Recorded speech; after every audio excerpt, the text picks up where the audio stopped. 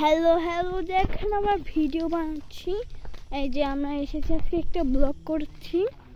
ওই যে সামনে আমার কাকু আর কাকি মুখ ধরেন না, ভিডিও করবো, এটা ইউটিউবে ছাড়বো, এটা ইউটিউবে ছাড়বো বলে ব্লগ। সবাই দেখেন, আমাদের পরিবেশটা অনেক সুন্দর। এটা হলো বৃষ্টির দৃশ্য। ওটা কি করছে, ভিডিও করছিস, আগে এসে ছাড়বো। দেখেন কি সুন্দর।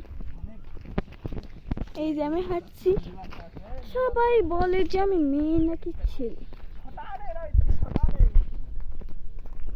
এই যে পরিবেশটা অন্যরকম, জানেন।